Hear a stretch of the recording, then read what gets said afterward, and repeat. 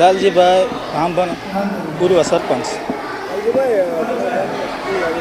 હા, 2023માં પંચાયતમાં જ્યારે હું હતો ત્યારે મેં 2023માં ઠરાવ આપ્યો હતો જગ્યાની ફાળવણી બાબતમાં. હજી લોકોએ આ 5 વર્ષ થવા આવ્યા, 2-3 વર્ષ થવા આવ્યા, હજી ધ્યાનમાં નથી લીધું. નકરા જોયા જ રાખે સાહેબો જગ્યા દેવા માટે સ્કૂલ બાબતમાં.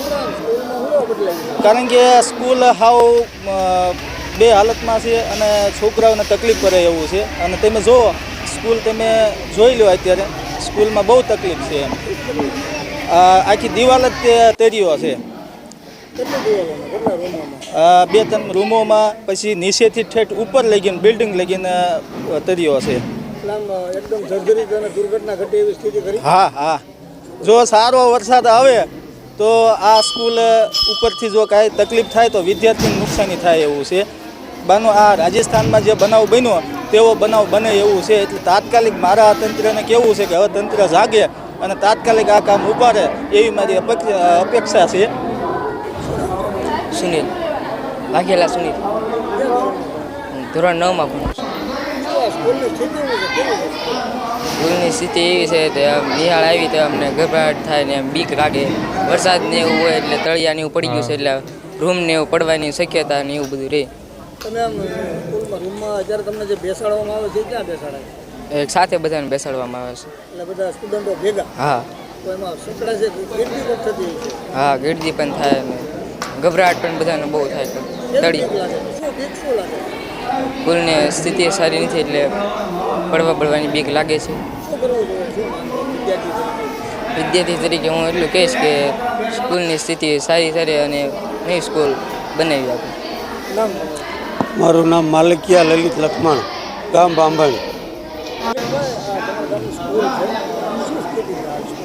સાહેબ તમે ફોટા લીધા, વિડીયો ઉતાર્યો, તમે જર્જરિત એટલે જર્જરિત હાલતમાં છે સ્કૂલ. અને અંદાજે 350 બાળકો ભણે છે. મારી પોતાની દીકરી ભણે છે.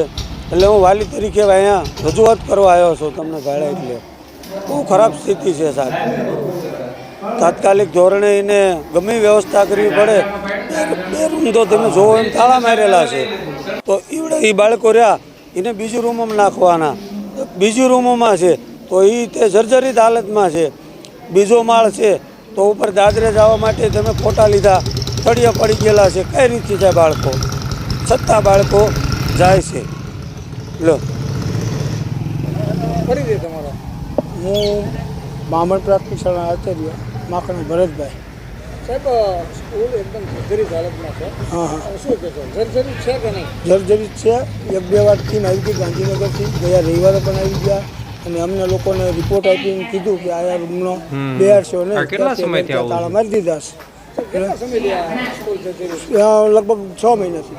અને શાળાની અંદર કુલ કેટલા ધોરણ છે, કેટલા વિદ્યાર્થીઓ? ધોરણ 1 થી 8 અને 9-10 હાઈસ્કૂલના 2 વર્ગો છે. અને અમારી પ્રાથમિક શાળાની 145 સંખ્યા છે. કુલ ટોટલ કેટલા વિદ્યાર્થીઓ? ટોટલ 650. ખરેખર જર્જરિત છે તો દુર્ઘટના ઘટે તો જવાબદારી કેમ બને? જવાબદારી અમે સંચાલક રહ્યા એટલે અમારી જવાબદારી ગણાય. તો જલ્દી જેમ બને વહેલી